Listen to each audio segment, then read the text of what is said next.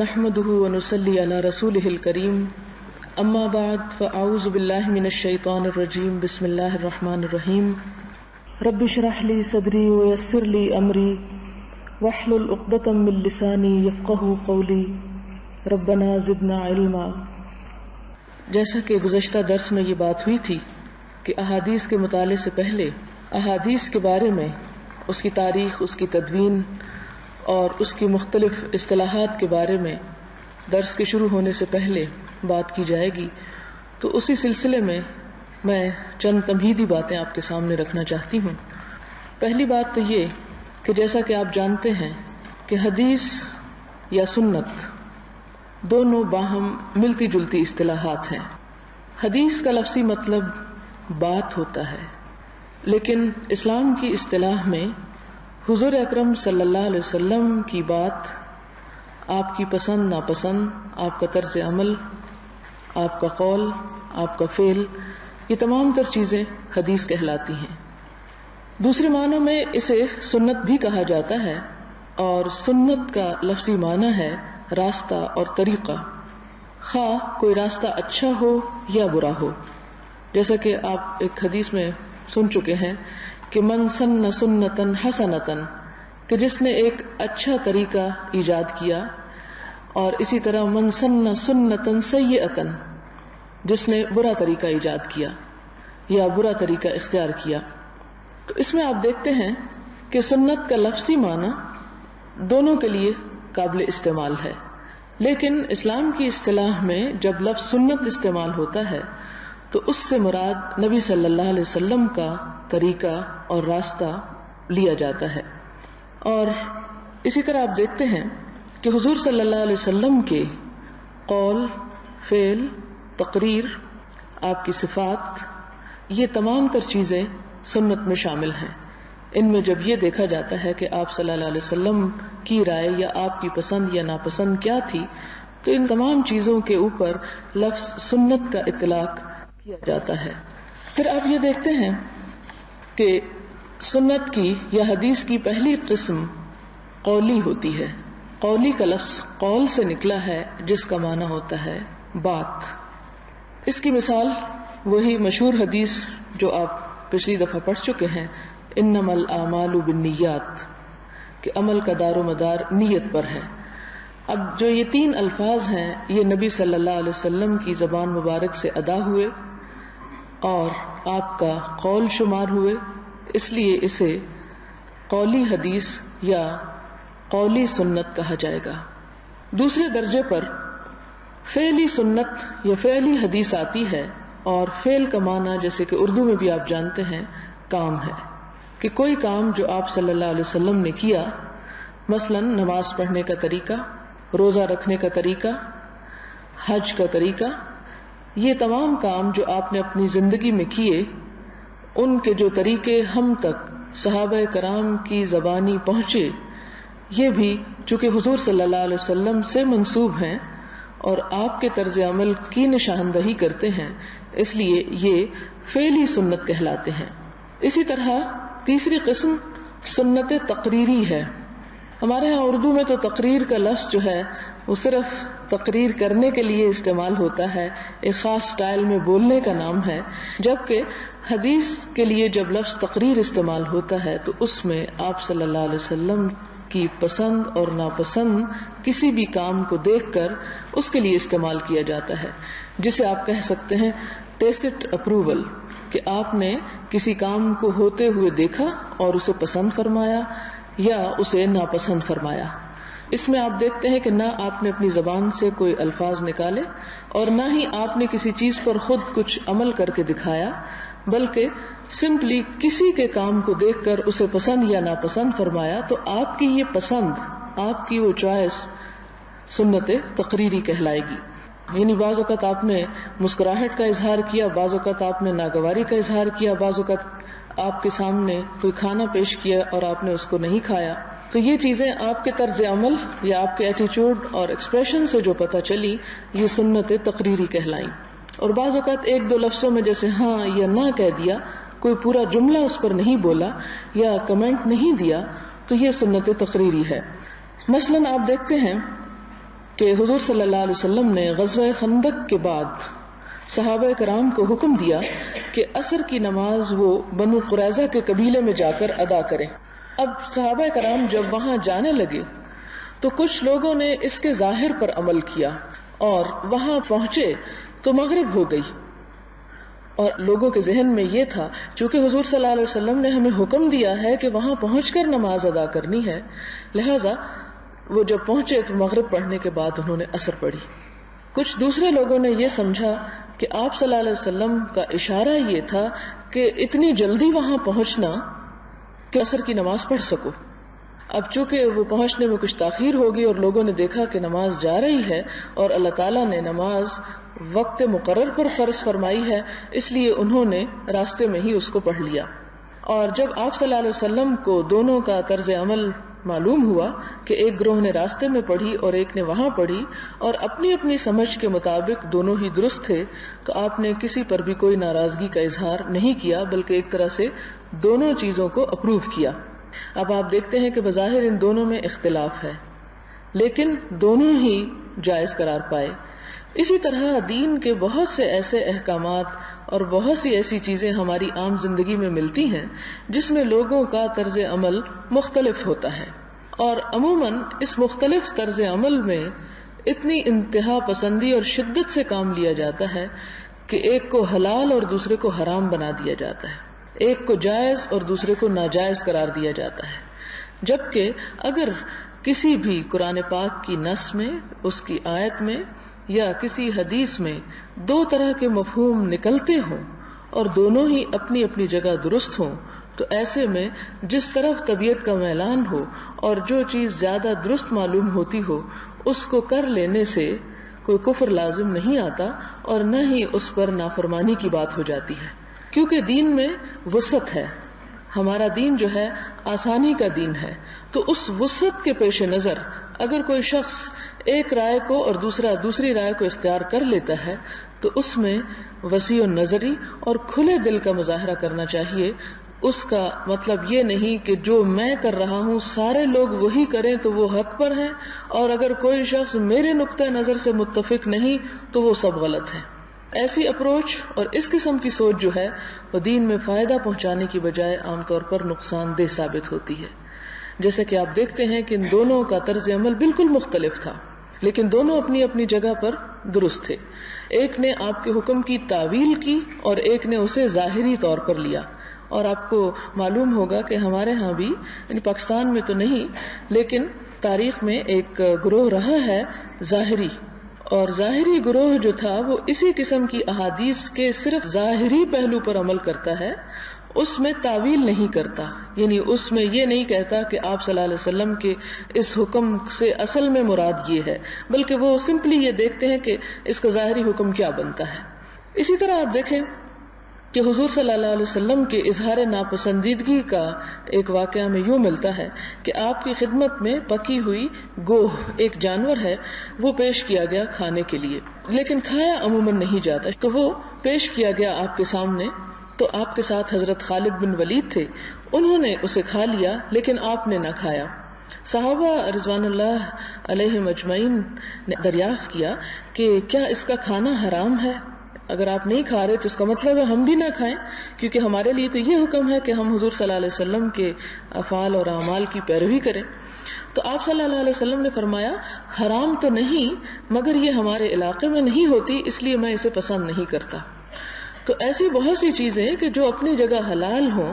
اور کوئی شخص اسے اپنی طبیعت کی پسند ناپسند کی وجہ سے استعمال نہ کرے تو اس میں بھی کوئی دین میں کفر لازم نہیں آتا. یہ ضروری نہیں کہ ہم ہر وہ چیز لازمی طور پہ کھا کے دیکھیں جو نبی صلی اللہ علیہ وسلم نے کھائی. بعض اوقات عادات اور علاقوں کے اختلاف اور مختلف چیزوں کے اختلاف کی وجہ سے ان میں کچھ فرق آ سکتا ہے. بہرحال آپ صلی اللہ علیہ وسلم نے اس چیز کو ناپسند فرمایا، لیکن یہ آپ کی ناپسند چونکہ ایک ذاتی ناپسند تھی اس لیے اس کو دین کا حصہ نہیں بنایا گیا، بلکہ ساتھ ہی یہ وضاحت کر دی گئی کہ یہ چیز حلال ہے، جو کھانا چاہے اسے کھا بھی سکتا ہے. پھر اسی طرح آپ دیکھیں کہ سنت لفظ کا اطلاق بعض اوقات ایسی چیزوں پر بھی کیا جاتا ہے جو حضور صلی اللہ علیہ وسلم سے براہ راست منقول نہ ہو، آپ سے متعلق نہ ہو، بلکہ اس کے علاوہ بھی یہ لفظ کچھ چیزوں پر استعمال ہوتا ہے. مثلاً قرآن پاک میں کوئی چیز موجود ہو تو اسے کہہ دیا جاتا ہے سنت اللہ، کہ یہ اللہ کا طریقہ ہے. تو وہاں وہ لفظ جو ہے سنت وہ اپنے لفظی معنی میں استعمال ہو رہی ہوتی ہے، لیکن یہ استعمال بھی عربی ادب میں یا زبان میں موجود ہے. اس سے سنت اللہ جب ہم لیتے ہیں تو اس سے مراد حضور صلی اللہ علیہ وسلم کی سنت نہیں ہوتی، بلکہ اللہ تعالیٰ کا کوئی حکم ہوتا ہے. اسی طرح یہ ہے کہ بعض اوقات صحابہ کرام کے اجتہادات جو تھے کہ کوئی ایسے احکامات جن کے بارے میں حضور صلی اللہ علیہ وسلم نے کچھ نہیں فرمایا یا قرآن پاک میں اس کا کوئی واضح حکم نہیں آیا، مگر قرآن اور سنت رسول صلی اللہ علیہ وسلم کی روح کو سامنے رکھتے ہوئے صحابہ کرام نے اپنے طور پر کسی بات کا فیصلہ کیا،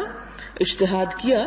تو اس اجتہاد کو بھی صحابہ کرام کے اجتہاد یا ان کی رائے یا ان کے قول کو بھی سنت قرار دیا گیا. پھر اسی طرح آپ دیکھیں مثلا اس کی مثال یہ ہے کہ حضرت عثمان رضی اللہ تعالی عنہ نے تمام لوگوں کو ایک قرات پر متفق اور متحد کیا قرآن پاک کی، اور یہ اہتمام کیا کہ قرآن پاک جو کہ لغت قریش میں نازل ہوا ہے، اس لیے آج کے بعد تمام کی تمام دنیا کے لوگ اسی لغت پر قرآن کو پڑھیں گے. لغت کا مطلب یہ نہیں کہ لغت قریش عربی تھی اور غیر قریش جو تھی وہ عرب نہ تھی، لیکن چونکہ ان تمام لہجوں میں افضل ترین لہجہ یا ڈائلیکٹ جو تھا وہ قریش کا تھا، اور قرآن پاک کے لیے اسی کو منتخب کیا گیا. جب بہت سے اور لوگ مسلمان ہوئے، اسلامی فتوحات کا سلسلہ دراز ہوا، تو غیر عرب مسلمان ہونے کے بعد جب وہ قرآن پاک کو پڑھنے لگے تو اس میں وہ چیز ممکن نہ ہو سکی کہ جس کا اہتمام خود عربوں نے کیا، لہجے کے فرق کی وجہ سے، مختلف زبان کی ادائیگی کی وجہ سے. آپ جیسے جانتے ہیں کہ اگر ایک اردو پڑھنے والا شخص اگر عربی میں قرآن پاک پڑھتا ہے تو عموماً اس کے لہجہ اس میں داخل ہو جاتا ہے، اس کا اپنا سٹائل اس میں جھلکنے لگتا ہے. ایک انگریزی بولنے والا شخص جب قرآن پاک کی کوئی آیت پڑھے گا تو وہ بھی اس سے وہ لہجہ جو ہے وہ متاثر ہوگا اس کی نیٹو لینگویج کی وجہ سے. تو اسی طرح حضرت عثمان رضی اللہ تعالیٰ عنہ نے تمام لوگوں کو، خواہ وہ کسی بھی علاقے سے تعلق رکھتے تھے، آپ جانتے ہیں حضرت عمر رضی اللہ تعالیٰ عنہ کے دور میں روم اور ایران فتح ہو چکے تھے اور ان کی زبانیں مختلف تھیں، تو ان سب کے لیے ایک قرآن پاک کا نسخہ تیار کیا اور سب کو اس پر متفق کیا. اب یہ کام حضور صلی اللہ علیہ وسلم نے خود نہیں کیا تھا، تو یہ حضرت عثمان کا کیا ہوا؟ اجتہاد ہوا، بعد میں ایک کام ہوا جس کو ان کی سنت قرار دیا گیا یا ان کا طریقہ. پھر اسی طرح آپ صلی اللہ علیہ وسلم نے بھی یہ فرمایا کہ علیکم بسنتی وسنت الخلفاء الراشدین من بعدی. یہ ابو داؤد اور ترمذی کی روایت ہے کہ میری اور میرے خلفائے راشدین کی سنت کو ہاتھ سے نہ جانے دینا. تم پر لازم ہے کہ تم میری سنت کا اتباع کرنا اور میرے بعد میرے خلفاء کی سنت کا اتباع کرنا. تو اس میں بھی خلفاء کی سنت جو ہے یا ان کے جو طریقے ہیں وہ بھی ہمارے لیے ایک روشن مثال ہے. اسی طرح ہم دیکھتے ہیں کہ فقہاء کی اصطلاح میں سنت تھوڑا سا مختلف مفہوم رکھتی ہے. وہ فرض کے مقابلے میں سنت، جیسے آپ نماز پڑھتے ہیں تو یہ فرض ہے، نماز میں فرض بھی ہیں اور اس کے ساتھ ساتھ کچھ چیزیں سنت بھی ہیں، تو وہاں پر فرض کے مقابلے میں سنت کا لفظ بولا جاتا ہے کہ نسبتاً کم اہم چیز. پھر اسی طرح آپ دیکھیں کہ فقہاء کے ہاں سنت کا جو استعمال ہے، اس کے علاوہ بدعت کے مقابلے میں بھی سنت کا لفظ بولا جاتا ہے. بدعت وہ طریقہ جس کا ثبوت نبی صلی اللہ علیہ وسلم سے ہم نہ پاتے ہوں. تو یہ تھی چند باتیں سنت یا حدیث کے تعارف میں. اب ہم یہ دیکھتے ہیں کہ کیا حضور صلی اللہ علیہ وسلم کی سنت کا اتباع ہمارے لیے ضروری ہے، اس کو اپنانا ہمارے لیے کیا حیثیت رکھتا ہے، اور اگر ہم اس کو ترک کر دیں یا اس کو چھوڑ دیں تو کیا اس سے ہم پر کوئی جرم عائد ہوتا ہے یا یہ طرز عمل ایک غلط طرز عمل ہوگا. تو اس سلسلے میں چند ایک باتیں آپ صلی اللہ علیہ وسلم کی اطاعت کے بارے میں آپ کے سامنے رکھنا چاہوں گی، آپ کے مقام کے بارے میں. جیسا کہ ہم جانتے ہیں کہ قرآن پاک اللہ تعالیٰ کی کتاب ہے جس میں 1400 سال کے اندر کسی قسم کی کوئی تبدیلی واقع نہیں ہوئی. لیکن جیسا کہ آپ یہ بھی جانتے ہیں کہ قرآن پاک میں جو احکامات ہمیں ملتے ہیں وہ تفصیل کے ساتھ نہیں ملتے. اصطلاح میں اسے کہا جاتا ہے مجمل ہیں. مجمل کا لفظ آپ کے لیے ایک مانوس لفظ ہے، جیسے ایمان مجمل اور ایمان مفصل. مجمل کا مطلب ہے مختصر. اب مثلاً آپ دیکھتے ہیں کہ قرآن پاک میں نماز کا حکم ایک بار نہیں، بار بار اور کئی بار آیا ہے، لیکن اس میں کہیں بھی ہمیں یہ نہیں بتایا گیا کہ فجر کے وقت ہمیں کتنی نماز پڑھنا ہے، ظہر کے وقت کیا کرنا ہے، عصر کے وقت کتنی رکعتیں ادا ہوں گی، مغرب کو کیا کیا جائے گا، عشاء کے وقت کیا کیا جائے گا. پھر اسی طرح اور بھی نماز سے متعلقہ بہت سی چیزیں ہیں کہ جن کی تفصیل ہمیں قرآن پاک میں نہیں ملتی. روزہ بھی آپ دیکھیں کہ روزے کے بارے میں بھی حکم ملتا ہے، چند ایک اشارات ملتے ہیں، لیکن تفصیلات ہمیں نہیں ملتی. حج کے بارے میں بھی آپ دیکھیں کہ حکم ضرور قرآن پاک میں موجود ہے، لیکن پوری تفصیلات اور اس کا طریقہ کہ اگر طواف کا حکم ہے یا عرفات کا حکم ہے کہ وہاں کے قیام کا، تو یہ ہمیں نہیں بتایا گیا کہ طواف پہلے کیا جائے گا یا عرفہ میں وقوف پہلے کیا جائے گا، منا میں پہلے جائیں گے یا بعد میں، قربانی کب ہوگی. اور اس کے علاوہ بھی بہت سی چیزیں قرآن پاک میں اس کی کوئی تفصیل نہیں ملتی. اسی طرح اگر قرآن پاک میں نکاح کرنے کا اگر حکم دیا گیا تو یہ ہمیں کہیں نہیں ملتا کہ نکاح میں گواہ کتنے ہوں گے اور نکاح کا خطبہ کیا ہوگا اور نکاح کا طریقہ کیا ہوگا، اس کی شرائط کیا ہوں گی. تو اسی طرح زکوٰۃ کے بارے میں آپ دیکھتے ہیں کہ کم از کم 82 آیتوں میں نماز کے ساتھ زکوٰۃ کا حکم بھی موجود ہے، لیکن اس کی تفصیل ہمیں نہیں ملتی کہ کس کس قسم کے مال پر زکوٰۃ ہے، کتنے فیصد ہے، کب دی جائے گی اور کس کو دی جائے گی. تو خیر وہاں پر موجود ہے اس کے بارے میں. لیکن حضور صلی اللہ علیہ وسلم کا سب سے پہلا کام یہ تھا کہ اللہ تعالیٰ نے قرآن پاک کے ذریعے جو احکامات دیے ان کی تفصیل آپ بیان فرمائیں. اس کے بارے میں قرآن پاک میں اللہ تعالیٰ فرماتے ہیں وَأَنزَلْنَا إِلَيْكَ الذِّكْرَ لِتُبَيِّنَ لِلنَّاسِ مَا نُزِّلَ إِلَيْهِمْ وَلَعَلَّهُمْ يَتَفَكَّرُونَ. اور ہم نے آپ کی طرف قرآن نازل کیا، ذکر نازل کیا، تاکہ آپ لوگوں کے لیے اس چیز کی وضاحت کر دیں جو ان کی طرف اتاری گئی اور تاکہ وہ غور و فکر کریں. یہ سورۃ النحل کی آیت نمبر 44 ہے، جس میں ہمیں یہ پتہ چلتا ہے کہ حضور صلی اللہ علیہ وسلم کے فرائض میں سے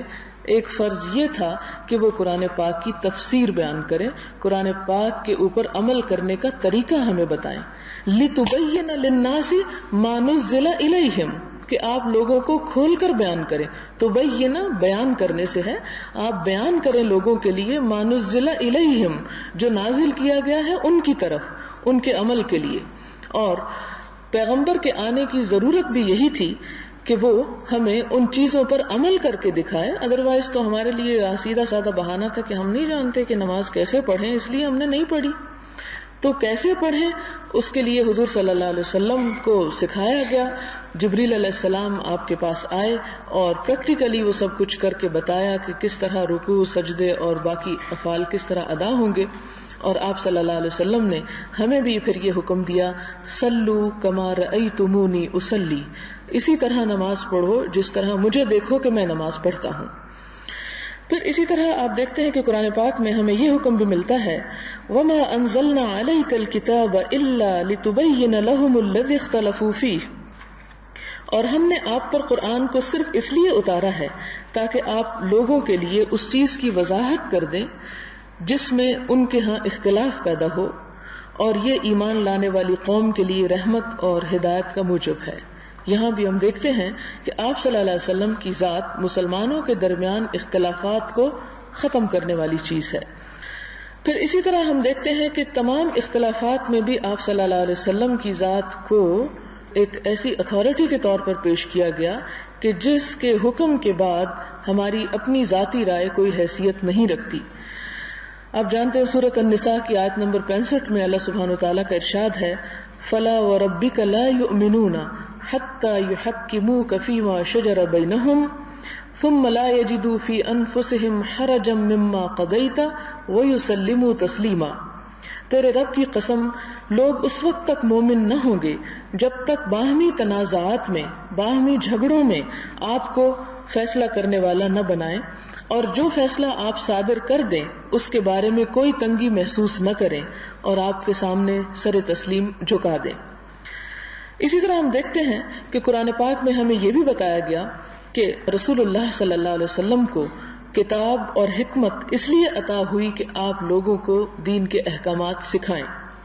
سورۃ آل عمران میں ارشاد ہوتا ہے لقد من اللہ علی المؤمنین اذ بعث فیہم رسولا منہم یتلو علیہم آیاتہ ویزکیہم ویعلمہم الکتاب والحکمہ وان کانوا من قبل لفی ضلال مبین، کہ اللہ تعالیٰ نے مومنوں پر بڑا احسان کیا ہے جبکہ انہی میں سے ایک پیغمبر ان کے درمیان اٹھایا یا بھیجا. پیغمبر کا اب کام کیا ہے؟ دیکھیے کہ یتلو علیہم آیاتہ، پہلے نمبر پر وہ ان کے سامنے رب کی آیات تلاوت کرتا ہے، یعنی جو کتاب حضور صلی اللہ علیہ وسلم کو ملی وہ انہوں نے ہمارے سامنے یعنی اپنے وقت کے لوگوں کے سامنے پڑھ کے سنائی. اب صرف کتاب کا پڑھ کے سنا دینا کافی نہیں تھا، بلکہ ساتھ کیا کیا؟ وَيُزَكِّيهِمْ، ان کا تزکیہ نفس کرتا ہے، ان کے دلوں کو برائیوں سے، میل کچیل سے، برے اخلاق سے پاک کرتا ہے. اور وَيُعَلِّمُهُمُ الْكِتَابَ وَالْحِكْمَةَ، انہیں کتاب اور حکمت کی تعلیم دیتا ہے. تو کتاب کی تلاوت تو ہو چکی، تو خالی تلاوت کافی نہیں ہے، نہیں، خالی تلاوت کافی نہیں ہے، اس کی تعلیم ضروری ہے. اور جیسا کہ آپ جانتے ہیں کہ تعلیم تلاوت سے بالکل مختلف چیز ہے. تلاوت تو آپ ایک عبادت کے طور پر یا ایک ذکر کے طور پر کرتے ہیں، لیکن تعلیم اسے سیکھنے کے لیے اور اس پر عمل کرنے کے لیے حاصل کی جاتی ہے. لہذا آپ صلی اللہ علیہ وسلم نے نہ صرف یہ کہ کتاب پڑھ کے سنائی بلکہ اس کی تعلیم دی، اور صرف کتاب کی تعلیم نہیں بلکہ حکمت کی. اب یہ حکمت کیا چیز ہے؟ حکمت سے مراد حضور صلی اللہ علیہ وسلم کی طرف سے آئی ہوئی وہ حکیمانہ باتیں جو دراصل بذریعہ وحی آپ کو دی گئیں، لیکن وہ قرآن پاک سے الگ تھی. کیونکہ اس کا ثبوت ہمیں قرآن پاک میں ہی ملتا ہے. اللہ تعالیٰ فرماتے ہیں وَمَا يَنطِقُ عَنِ الْهَوَىٰ إِنْ هُوَ إِلَّا وَحْيٌ يُوحَىٰ. سورۃ النجم کی آیت کا مطلب یہ ہے کہ آپ اپنی خواہشات سے نہیں بولتے، یعنی جو کچھ تم سے وہ بات کرتے ہیں، تمہارے جھگڑوں میں فیصلے کرتے ہیں، تمہیں دین کے اوپر عمل کرنے کے لیے جو تعلیم دیتے ہیں، وہ